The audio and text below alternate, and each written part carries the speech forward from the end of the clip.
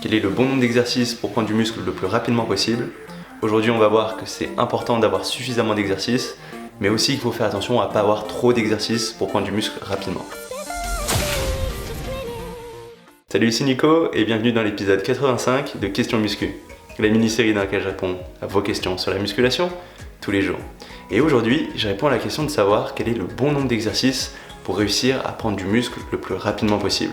Parce qu'en fait, c'est tout à fait possible à la fois de ne pas faire assez d'exercices, ce qui est assez commun, mais aussi de faire trop d'exercices, ce qui est encore plus commun. Il y a beaucoup de personnes qui se disent « plus je fais d'exercices, plus j'arriverai à prendre du muscle ». Et bien c'est complètement faux. Il y a un certain point où si tu rajoutes des exercices alors que ton muscle est déjà fatigué, tu vas juste ralentir la vitesse à laquelle ce muscle va pouvoir récupérer et tu vas diminuer l'efficacité de ton entraînement. Donc c'est vraiment important de savoir quand arrêter et faire trop d'exercices, ça peut être une vraie cause de stagnation. Parce qu'il ne faut pas que tu oublies que le but de cette séance d'entraînement, c'est de créer un stimulus dans le muscle qui va ensuite pousser ton corps à créer du muscle en plus, à reconstruire ce muscle plus fort, plus massif, mais qu'une fois que tu as maximisé ces stimulus, une fois que tu as tous les effets que tu veux dans le muscle, donc le fait de créer des micro-déchirures, de vider le muscle de ses réserves d'énergie, de le remplir d'acide lactique, une fois que ça c'est fait et que c'est optimisé, ça sert à rien de faire plus d'exercices, ça va juste surfatiguer le muscle, tu prendras le risque de rentrer en surentraînement et tous les exercices que tu feras au-delà de ce point, ce seront des exercices contre-productifs. Du coup, ce sera vraiment important de savoir quand arrêter, de faire suffisamment d'exercices pour réussir à déclencher cette hypertrophie, mais de ne pas faire trop d'exercices pour pas que ça entame ta récupération et que finalement tu ralentisses ta prise de muscle. Donc tout d'abord, je voudrais te donner quelques ordres de grandeur sur le nombre d'exercices que tu feras en moyenne. Si tu t'entraînes en full body, c'est-à-dire si tu travailles tout le corps à chaque séance, un seul gros exercice par partie du corps, ce sera suffisant.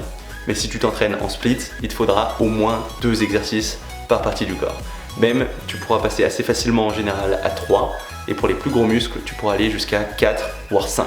Mais 5 ce sera relativement rare, et si tu vas au-delà de 6 exercices, même sur des très gros muscles, à part peut-être les jambes, ce sera sous-productif. Donc après, ça va dépendre des génétiques parce qu'on est tous différents, mais en général, il faudra pour travailler le biceps 2 à 3 exercices. 4 exercices, ça commencera à faire beaucoup. 5 en général, ce sera trop. Pour les triceps, ce sera à peu près pareil. Même chose pour les épaules. Par contre, pour ce qui est pec, tu pourras être plus autour de 4 à 5 exercices, même si 3 exercices, ça peut suffire pour pas mal de personnes. Pour les dorsaux, ce sera un petit peu plus élevé, 4 à 5 exercices, mais 5 ça commence à faire beaucoup. Et pour les jambes, vu que c'est un très gros groupe musculaire, tu pourras avoir 4 à 6 exercices. Même si en général, si tu tournes autour de 4 exercices, ça devrait être largement suffisant. Donc la philosophie que je veux que tu gardes en tête, c'est que pendant la séance d'entraînement, on essaye de faire le minimum d'exercices nécessaires pour déclencher l'hypertrophie. Et que quand on atteint ce point, ça ne sert à rien d'en faire plus, on va juste prendre le risque de rentrer en surentraînement et de ralentir la vitesse à laquelle ton corps pourra récupérer et construire du muscle supplémentaire. Donc c'est important de faire suffisamment d'exercices, mais de ne pas en faire trop non plus.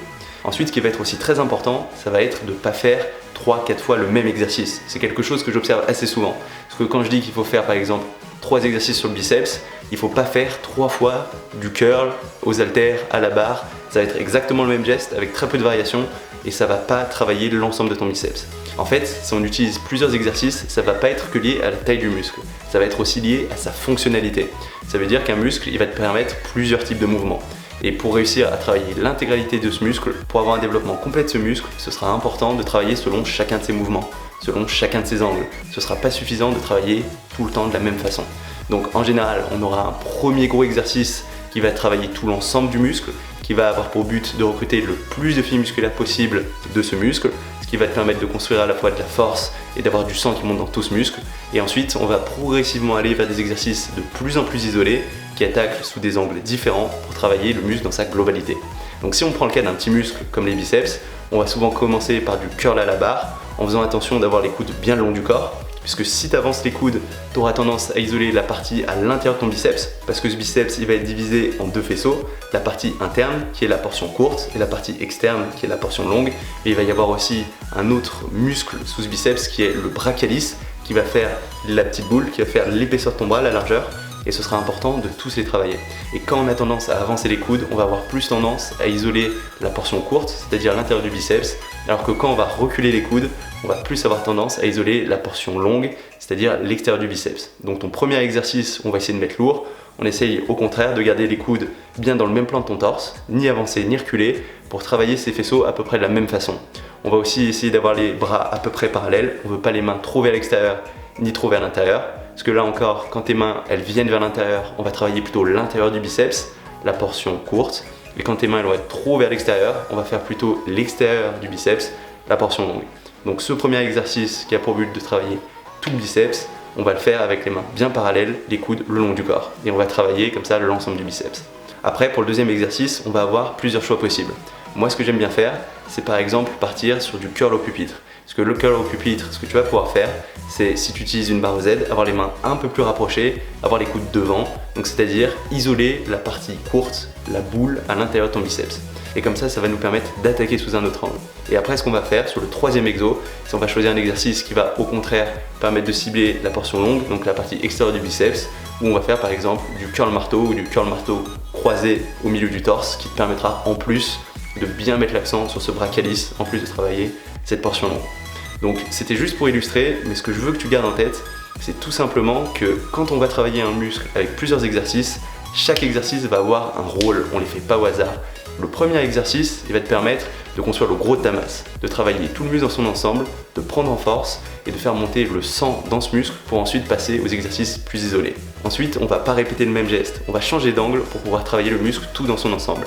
Et en général, à chaque exercice, on va travailler un ou deux angles principaux et on va changer comme ça, ainsi de suite, pour bien travailler toutes les fibres musculaires de ce muscle. Mais ce qui est important, c'est toujours de commencer par un gros exercice et ensuite de varier d'angle à chaque exercice. Il y a une seule exception à cette règle, c'est si tu as un gros point faible et que tu veux rattraper ce point faible. Par exemple, imaginons que j'ai l'extérieur de mon biceps qui est beaucoup plus fort que l'intérieur, et au lieu de commencer par un gros exercice qui va cibler tous mes biceps, je vais commencer par un exercice qui va cibler ce faisceau particulier, qui va cibler cet angle, parce que en début de séance, quand je suis le plus frais, c'est là où je vais pouvoir le mieux travailler ce point faible. Et ce sera une des rares exceptions où on commencera par quelque chose d'un peu isolé. Mais ce sera à ce moment-là très important de bien t'échauffer si tu veux pas te blesser. Donc ce que je veux que tu retiennes de cette vidéo, c'est que c'est important d'avoir le bon nombre d'exercices, d'en avoir suffisamment pour travailler tout l'ensemble de ton muscle sous tous les angles, mais de pas trop en avoir pour pas rentrer en surentraînement. Et du coup, ça veut aussi dire que tu peux pas faire tes exercices au hasard, parce que sinon tu risques de retravailler les mêmes angles et ça va être contre-productif. Et d'ailleurs, je vais te donner un exemple très concret dès demain en te détaillant une séance pour les dorsaux que j'aime beaucoup. Et voilà, ça va être tout pour cette vidéo. Si jamais tu l'as bien aimé, n'hésite pas à mettre un petit pouce bleu. Tu peux aussi t'inscrire à ma chaîne YouTube si tu l'as pas encore fait pour savoir quand je sortirai de nouvelles vidéos. J'en sors tous les jours. Et du coup, on se retrouve dès demain pour une nouvelle vidéo. Salut!